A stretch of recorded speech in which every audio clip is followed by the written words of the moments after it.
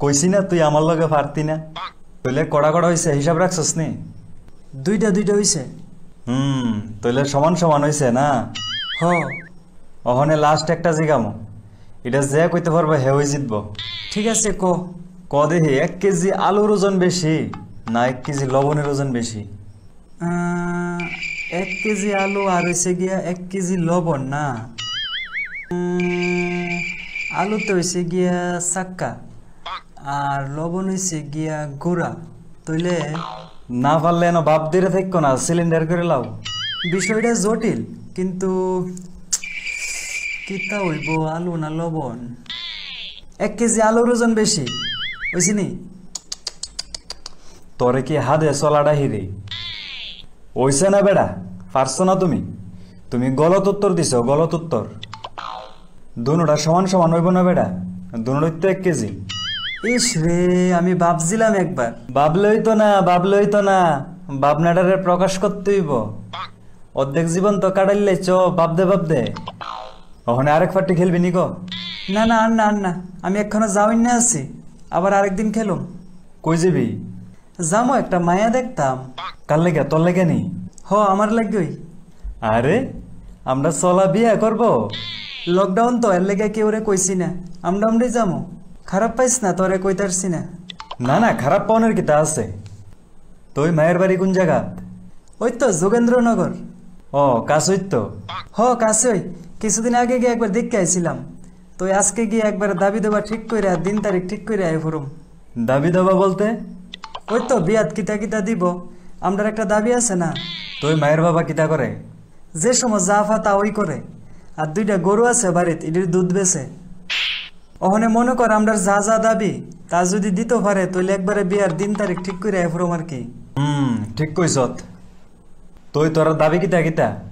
দাবি বলতে এমন বেশি কিচ্ছু না, একটা বাড়ি বাইক আর 1 লাখ টাকা ক্যাশ আর স্বর্ণের পাসপোর্ট দিয়ে দিব, আর তারার মায়ের তারা যেমনি ইচ্ছে এমনি সাজিয়ে দিব, এর দূরে আর কিচ্ছু না। আচ্ছা। কিরে বন্ধু, এত কম জিনিস দাবি করলি? এ বেড়া, বিয়া কি বারবার করবি নি? বেশি করে দাবি কর বেড়া। এই যেমন ওই কিতা কয়ডে রে, ওই যে ঠান্ডা বাতাস উর্ফের থেকে ফোয়া এলাম, এ যে এসি। এসিও দিত ক। আর এটা বেড়ার ঘরে কই লাগাইব ক, নাইলে খুঁজলাম হইলে ঠিক হই। আরে বেটা, বেড়ার ঘর হইছে কিতা হইছে? সারা ঘর আড়া দিয়ে কাগজ লাগাইলা, আর এসিটারে সিলিং এর লগে দড়ি দিয়ে লটকে ধরে রাখবি। এ বেটা, এমন সুবর্ণ সুযোগ আর পাইবানি? হ্যাঁ, তারপর ওই যে ফ্রিজ, ওয়াচিং মিচিং ইত্যাদি লইতা না, এমন সুযোগ আর পাইবানি? বেটা বেশি করে লো, বিয়া কি আর করবি নি?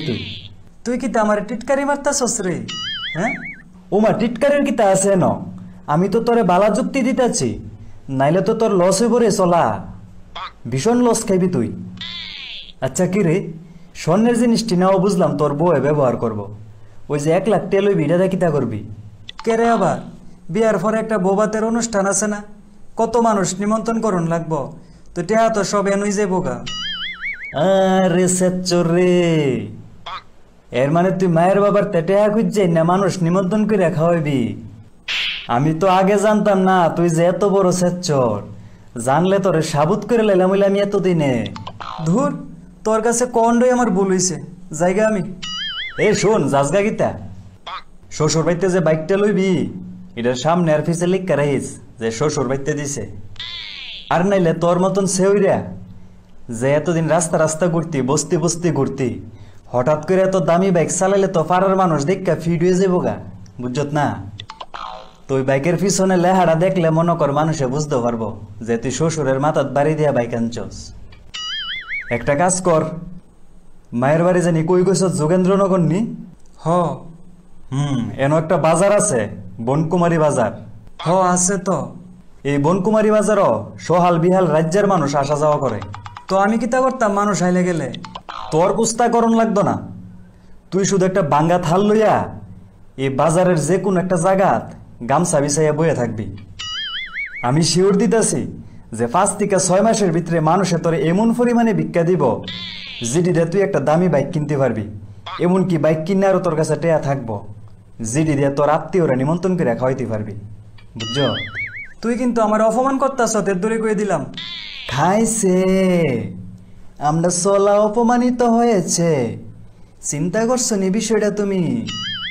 আরে মূর্খ, একবার ভাবজত নি যে একটা বাবা তার মায়ের তলে কত হাজার হাজার টাকা খরচ কইরা, কত আদর যত্ন কইরা লেহা পড়া শিহাইয়া বড় করে তুলে।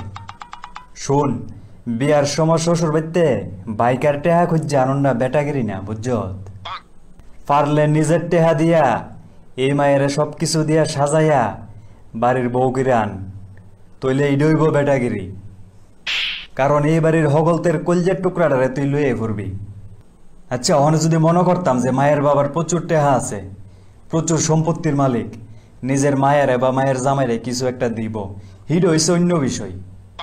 কিন্তু মায়ের বাবার তে বিয়ার সময় খুঁজছে আনন, পাপ পাপ, বিরাট পাপ। বাইরে তুই তো আমার চোখটি খুললা দিছত। এতদিন তো আমি বিরাট একটা ভুল চিন্তা ভাবনা নিয়ে আসিলাম। ভাই তুই আমারে বাঁচাইছস, অনেক বড় একটা পাপ করণের বাঁচাইছস। আমি এই মায়ের এমনি বিয়া করে আনো, আমার কিচ্ছু লাগতো না। শোন, একটা কথা মনে রাখবি যে তুই বিয়া করতাস বাড়িতে একজন বউ আননের লেগা, ঠিক আছে? বাইকার টেহা পয়সা আননের লেগা না কিন্তু।